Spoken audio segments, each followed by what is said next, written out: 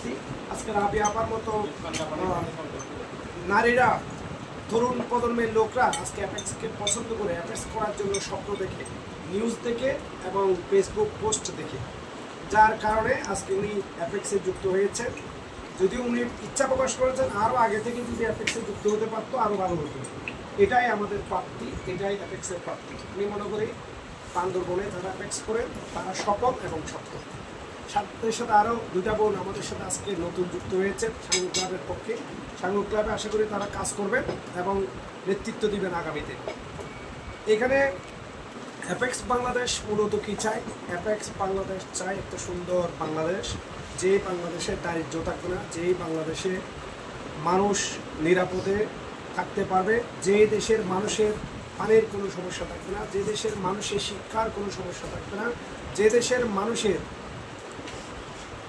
Attitude হবে অনেক high, যেগুলো আমরা এখান থেকে স্বপ্ন দেখি আমাদের বাচ্চাদেরকে বিদেশ পাঠানোর জন্য চিন্তা ভাবনা করি। কানাডার মতো, ইংল্যান্ডের মতো, নিউজিল্যান্ডের মতো, আমেরিকার মতো একটা সুন্দর বাংলাদেশ প্রত্যাশাই অ্যাপেক্সের উদ্দেশ্য। আর এই উদ্দেশ্য সফল করার জন্য অ্যাপেক্স বাংলাদেশের প্রত্যেকটি ক্লাবের প্রত্যেকটি সদস্য কাজ করে যাচ্ছে। আশা করি আমরা এই বাংলাদেশকে, তরুণ প্রজন্মকে সুন্দরভাবে যদি আমরা লিডারশিপ ডেভেলপ করে এই দেশপ্রেম তৈরি করতে পারি, তাহলে আমাদের দেশ একটা সুন্দর, সুশীল এবং সমৃদ্ধ বাংলাদেশ প্রতিষ্ঠা করা সম্ভব হবে। আর এটা শুধু গভর্নমেন্টের পক্ষে সম্ভব নয়, আর প্রশাসনিকভাবেও সম্ভব নয়। সরকারি বেসরকারি যে যেখানে আছেন সর্বস্তরের জনগণকে যদি আমরা দেশপ্রেম জাগিয়ে তুলতে পারি, উন্নয়নমূলক কর্মকাণ্ডে সম্পৃক্ত করতে পারি, তাহলে আমাদের বাংলাদেশ এগিয়ে যাবে। বাংলাদেশ একটি সুন্দর, সুচলা, সুফলা, আমাদের ঐতিহ্যের যে স্বপ্নের বাংলাদেশ, সেই বাংলাদেশ হবে। তো আমি আশা করব apex club of Sangu, apex club of Nilachal, apex club of Bandarban, green city প্রত্যেকে যে কাজগুলো করে এইগুলো আসলেই প্রশংসার দাবিদার। আমি ডিস্ট্রিক্ট গভর্নর হিসেবে তারা 4টা ক্লাব আরও এগিয়ে যাবে দুর্দান্ত গতিতে সে প্রত্যাশা করছি। এবং সাঙ্গু ক্লাবের প্রেসিডেন্ট, উনি একজন ইউনিয়ন পরিষদের মেম্বার, উনি সাধারণ সম্পাদক নির্বাচিত হয়েছে পুরো বাংলাদেশের মেম্বার অ্যাসোসিয়েশনে।